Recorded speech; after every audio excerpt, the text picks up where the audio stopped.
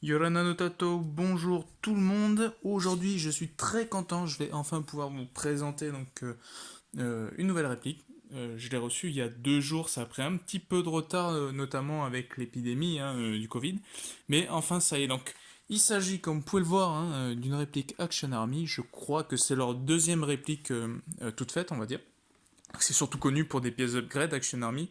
Ils ont sorti il y a peut-être 2 ans euh, un clone du VSR10, vachement tacticalisé, et ici ils ont récidivé, mais en GBB avec le AAP01.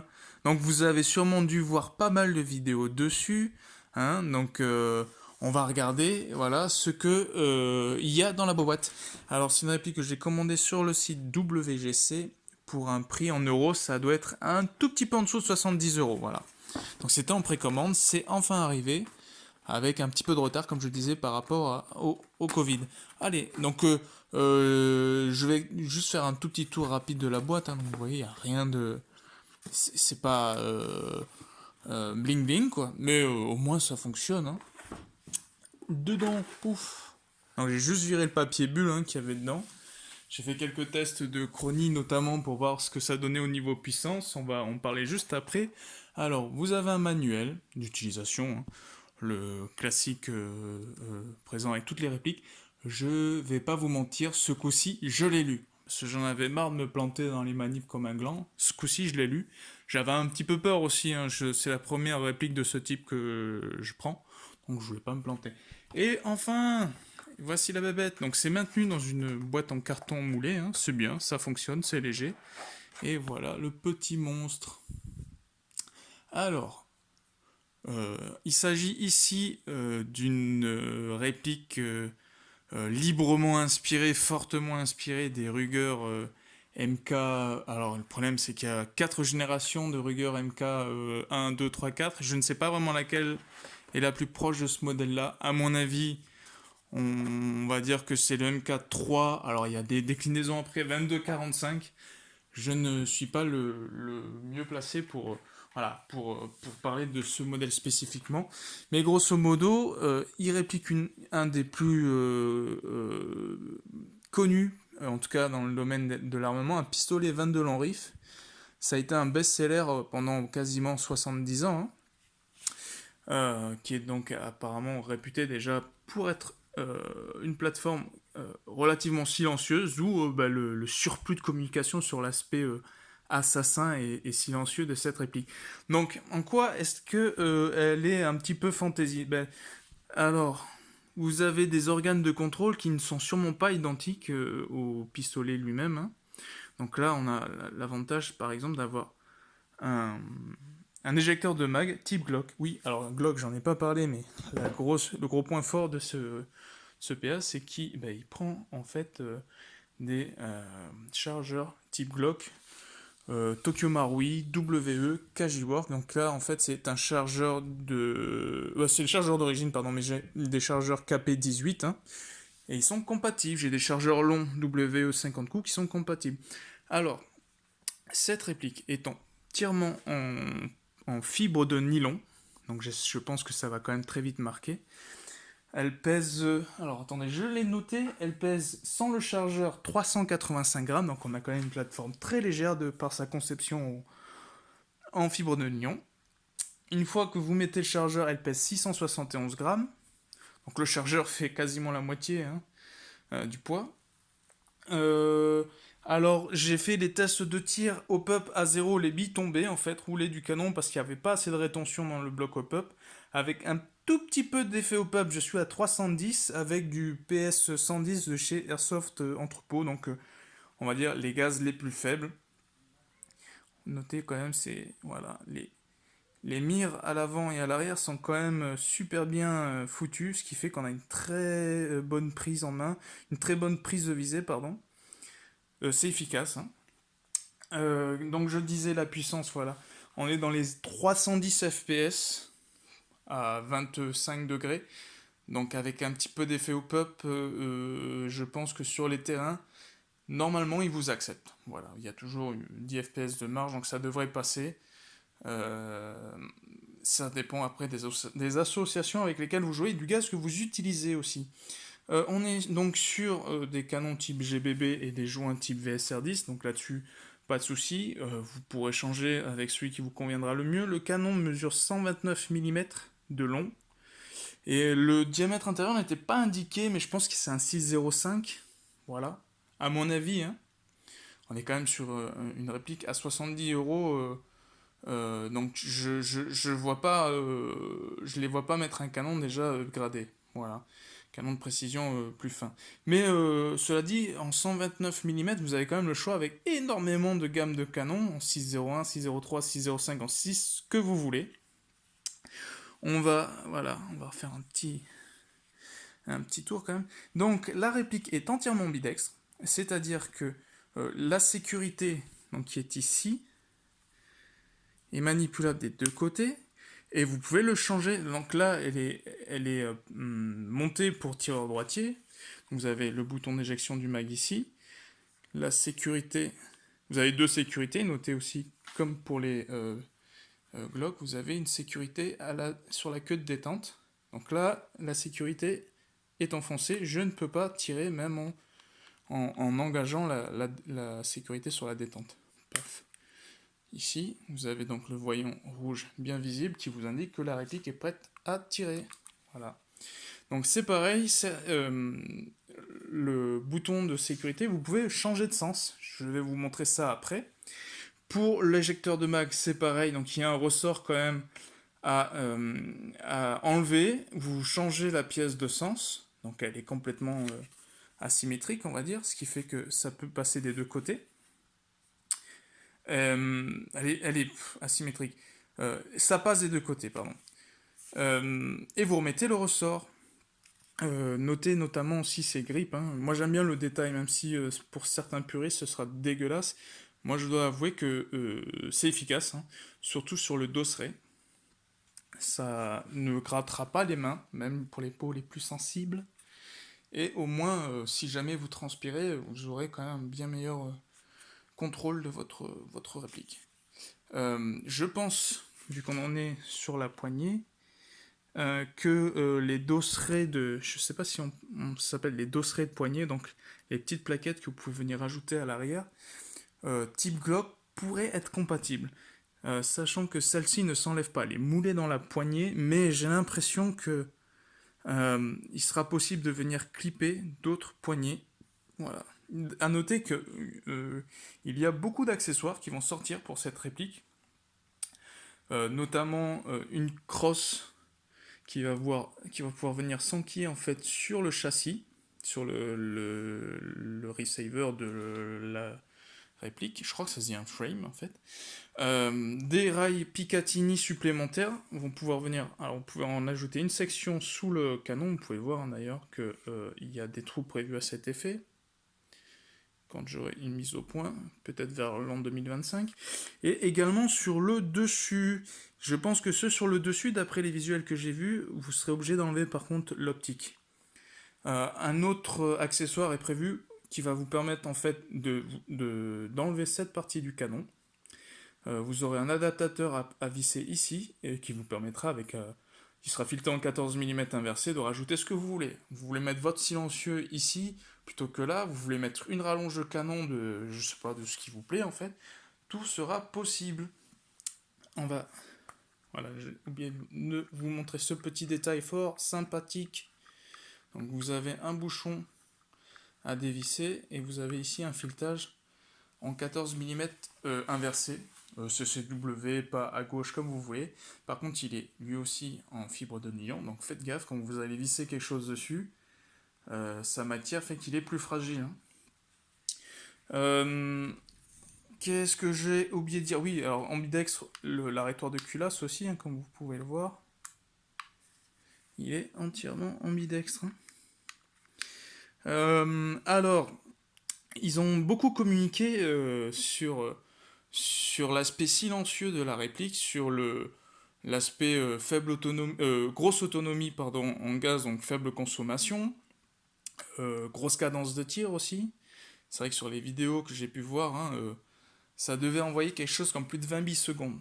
Voilà. Et moi, le test chronie, par contre, pour la cadence de tir, il est complètement pété. Je n'ai pas pu calculer la cadence de tir. Mais je vais faire confiance à ce que j'ai pu voir déjà sur le net.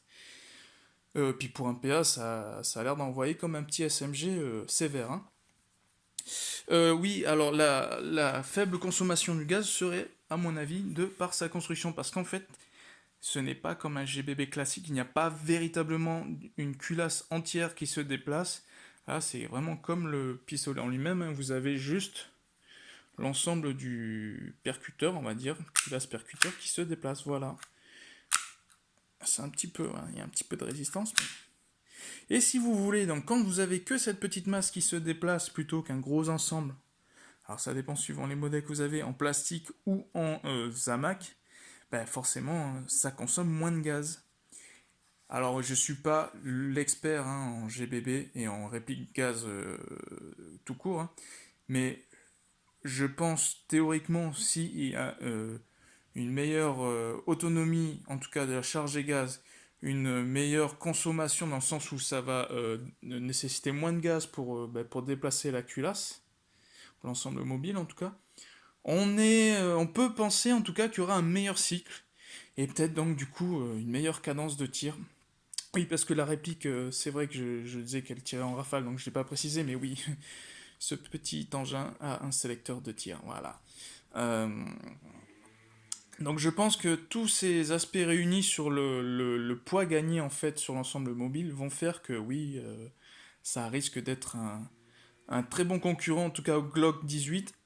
Alors, au MK23, non, je vous le dis tout de suite, là-dessus à mon avis ils ont un peu exagéré comme pour le dernier Makarov de chez ICS, hein, ils se sont imaginés un petit peu trop là-dessus, hein. Il est quand même beaucoup plus discret, je vais vous le montrer d'ailleurs juste après, il est quand même beaucoup plus discret qu'un GBB classique, hein, mais c'est pas un MK23. Donc il va se rattraper par contre par certains petits featuring sympathiques, hein. Apparemment certaines pièces Glock 18 internes, je parle, passent dessus, sont compatibles, je ne sais pas lesquelles. J'ai essayé de regarder l'ensemble marteau, non, a priori. Enfin, moi, le problème, c'est le seul Glock 18C que j'ai, c'est celui de chez Kajiwork. Donc lui-même, il n'est pas entièrement identique au modèle Tokyo Marui, mais ce qui était communiqué sur le site d'Action Army, c'est que le piston, enfin le rubber du nozzle, lui, était compatible Glock 18. Voilà. Alors Glock 18 Tokyo Marui, je pense. Après, voilà, vous avez quand même les chargeurs Glock 18 qui sont compatibles. On a un canon GBB, tout ce qu'il y a de plus classique. Le bloc OPEP, par contre, je pense que oui, lui, il sera spécifique à ce modèle-là, hein. Peut-être que des pièces arriveront plus tard. Alors, pour armer la réplique, hein, c'est comme tous les répliques, il y a une culasse à tirer. Donc ici, comme on le disait, c'est un tout petit ensemble bien léger. Je vais vous montrer justement où est le sélecteur de tir. Voilà, il est sous cet ensemble. Et vous voyez, il y a deux positions. Alors, vous voyez, oui ou non. En fait, en bas, il y a un A pour automatique. Attendez, je vais quand même... Il y a un A pour automatique. Pas mise au point. Bref, faites-moi confiance, on va dire. En bas, automatique. En haut, un petit 1. Là, le sélecteur est dur, hein. On entend un clic bien franc lorsque vous avez choisi le mode, hein, ce qui est bien. Donc là, je l'ai mis en semi. On va regarder. Vous avez l'accès à la roue de réglage du hop-up. C'est une demi-roue crantée. Elle est ici. Peut-être qu'avec une meilleure lumière. Bon. Un jour, j'aurai du matos. Un téléphone qui sera pas pété pour filmer. Vous avez une petite roue de réglage sur le fond. Vous pouvez y accéder avec le doigt. Elle est quand même relativement dure, hein. Je vais pas vous cacher.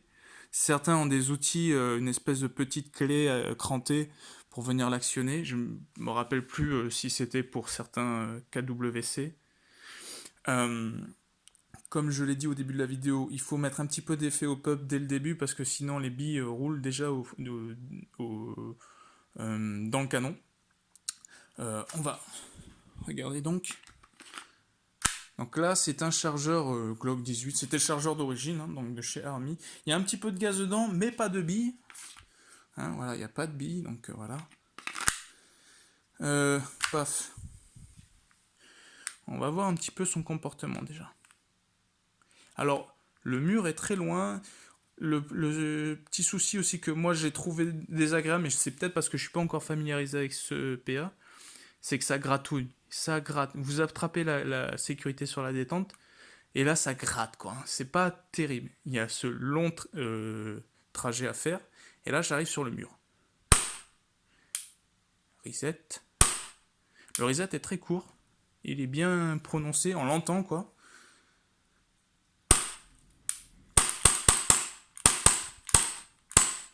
Donc voilà, il y a quand même une très bonne réactivité.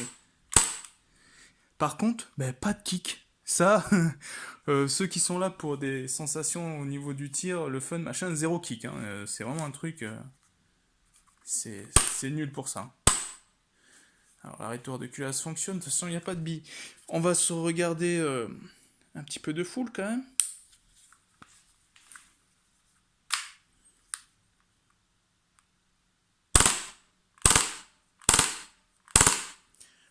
J'ai peut-être gardé un petit peu de gaz juste pour qu'on regarde ce que ça donne avec un modérateur de son.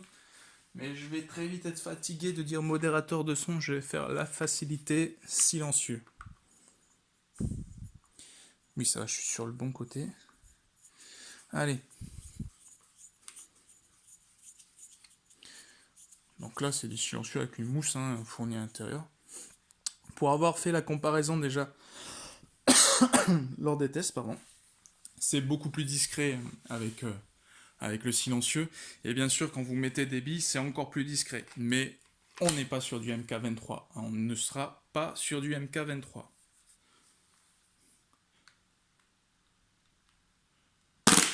Déjà, c'est plus étouffé comme bruit. Je vais mettre un coup de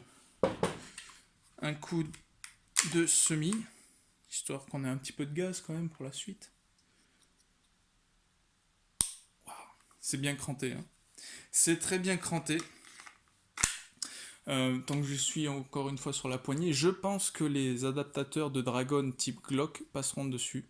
Encore une fois, je suis sur mon KP18, j'ai réussi à en installer un. J'ai pas réussi à le démonter pour essayer de voir la compatibilité, mais ça a l'air d'être identique. Hein. Allez, on va voir ça.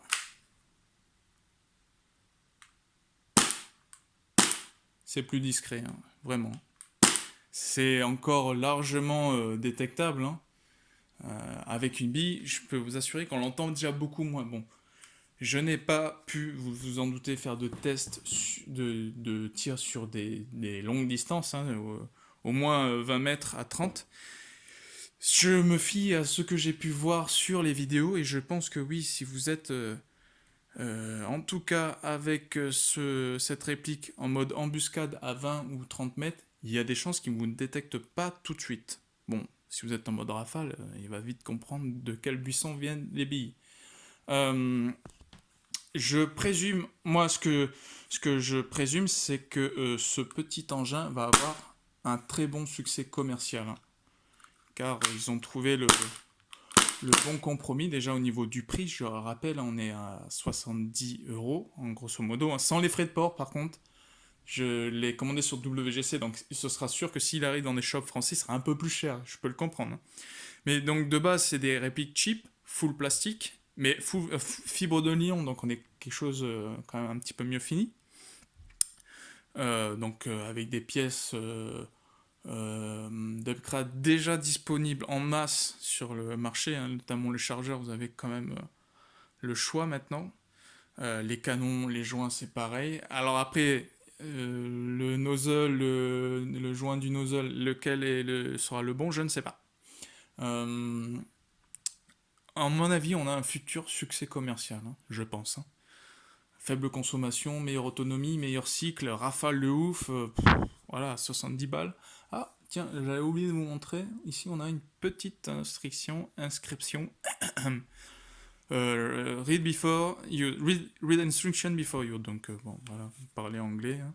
Made in Taiwan sur ce côté-là. Et il me semble que Oui, voilà, on a un calibre 6 mm de gravé ici sur le blowback housing.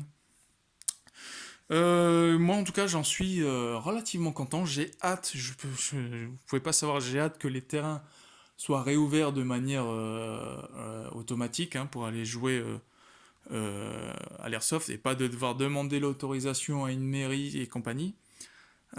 J'ai donc hâte de l'amener sur un terrain pour voir un petit peu ce que ça peut donner. Je compte pas vraiment utiliser le mode rafale, peut-être pour les tests de distance, voir un petit peu, mais surtout pour voir le cycle de ce bousin parce que je vais pas vous le cacher, j'ai un Cagiwork 1911, j'ai un Cagiwork KP18, donc un Glock 18 de chez Cagiwork, et ils m'ont vendu du rêve. Quand je les ai achetés, j'ai vite déchanté quand même. Donc là, je me suis dit, je vais plus me faire avoir. J'avais prévu de prendre un Raikapa Tokyo Marui, c'est toujours en prévision, hein. Mais je pense que oui, celui-là, là, avec mon petit FN57 de chez Marushin Cybergun, ça va être des répliques ouais, que je sortirai beaucoup plus souvent. Euh, Avant de conclure, oui, on va refaire quand même pour le fun un petit coup d'ailleurs de. Je vais essayer de vider le chargeur d'ailleurs. Ah voilà, là on est sur du dégazage. Bon, je crois que en vrai j'aurais vidé 2 chargeurs de billes comme ça hein, avant qu'ils dégazent. Je vais vous montrer vite fait quand même le démontage rapide. Donc pour tous ceux qui se posent des questions, vous n'êtes pas obligé de démonter les vis pour le démonter. Pour du moins ouvrir la réplique en deux. Cela dit, les vis sont des vis hexagonales. Un diamètre de 1,5 mm. Hein, voilà, comme ça, moi, vous avez l'info. Pour l'ouvrir, donc vous mettez la sécurité. Donc là, je viens de la mettre. Hein, vous mettez la sécurité. Vous avez un petit bouton ici sous le blowback housing. Vous appuyez dessus. Vous tirez l'arrière vers le haut. Voilà.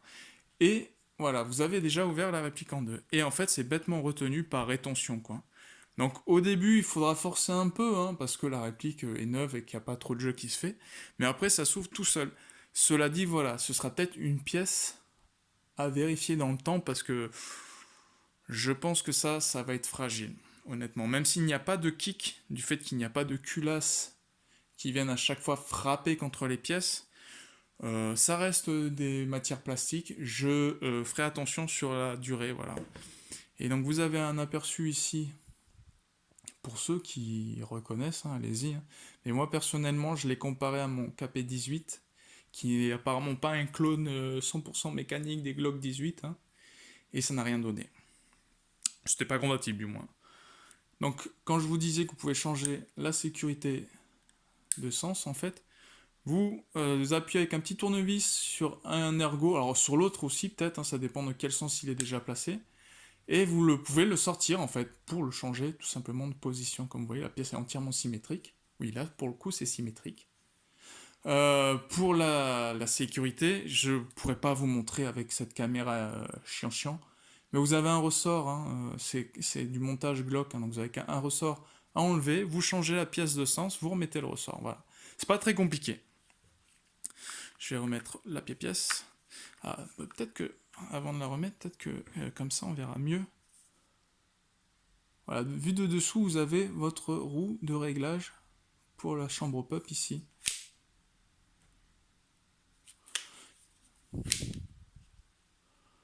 Ouais, ce sera pour 2025 la caméra.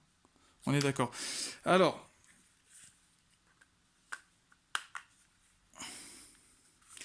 est-ce que je conseille cette réplique? Ben oui, forcément. Ben, déjà pour le prix, on est quand même sur là, sans les frais de port, 70 € la bête. Je crois que le KP18, je l'ai commandé sur HK Tiger 111 à l'époque, c'était tout neuf. J'ai dû le payer 80 € sans les frais de port, donc on est 10 € moins cher. Avec, à mon avis, une finition qui est là bien meilleure. Des performances en sortie de boîte qui sont bien meilleures, mais largement. Avec un look donc du Ruger, du MK2, 3, je ne sais pas lequel, modernisé, tacticulisé, avec des petits featuring bien sympas, hein, donc 2 sécurités déjà. Pourquoi 2? Je sais pas, une aurait suffi à mon avis, hein. Des organes de contrôle ambidextres et full ambidextre pour le PA, quoi que c'est, hein. Euh, les performances, donc je disais, mais oui, grosso modo, la consommation de gaz, à mon avis, ça va être le truc de ouf, hein, sur cette réplique. Donc pour tous les joueurs qui commencent, la discipline de l'airsoft, ça pourrait être un bon compromis entre l'investissement et la consommation, hein. Euh, Par contre, voilà, si vous n'aimez pas du tout les plateformes Rugger parce que vous trouvez ça moche, ben ne la prenez pas, hein. Ça va, c'est logique, hein. Mais je crois que sur le marché, il y avait Kajiwork d'ailleurs qui faisait un NBB de ce bousin. Mais à CO2, il tapait très fort. À gaz, si vous aviez trouvé le bon gaz, il y avait moyen que les performances soient bof bof. Parce que de mémoire, c'était un bloc hop-up et canon et joint propriétaire. Donc c'était pas des formats GBB et VSR10, pardon. Donc c'était assez frustrant. Il y a Marushin aussi, il me semble, qui avait pondu une réplique du MK22, mais il y a fort fort lointain, dans une galaxie très lointaine. Je pense que c'est les deux seuls qui ont fabriqué cette réplique. Bon, il y a les Luger P08 qui ressemblent beaucoup, hein, forcément, c'est sorti. Enfin, c'est des répliques d'armes qui ont à peu près la même histoire et le même conflit. Oui, c'est ça, le même conflit, hein. Mais de mémoire, ça va être la seule, en tout cas, avec les finitions et en tout cas la jouabilité au rendez-vous. Voilà, en tout cas, j'espère que cette petite vidéo un petit peu un total impro aura quand même su vous plaire ou au moins vous distraire avec ma caméra merdique. Alors je m'excuse encore une fois, hein, mais en fait c'est mon téléphone et il est complètement pété. Un jour j'investirai, un jour, hein, bien sûr. Mais pour ça, il faudra que j'arrête de claquer mon argent dans ce genre de bestiole. Parce que oui, j'ai encore pas mal de petites vidéos à faire. Il y en a plein qui sont déjà faites en fait, hein. Il faut juste que je finisse de les monter. Et c'est là où je suis un peu merdique, quoi. Sur ce, en tout cas, voilà. Je vais conclure par, si vous voulez l'apprendre, allez-y. Je pense vraiment que ça va combler vos espérances. Et j'espère surtout que dans la durabilité, en tout cas, c'est pareil, la réplique montrera que c'est une bonne bête, quoi. Voilà, sur ce, je vous souhaite à tous et à toutes et à tous, pardon, d'abord au féminin, de passer une bonne journée et de rester bien safe, hein. Logiquement, les terrains vont réouvrir dans pas trop longtemps. Ce serait con de tomber malade maintenant avant de pouvoir aller jouer, quoi. Sur ce, je vous dis nana et à la prochaine. Ciao.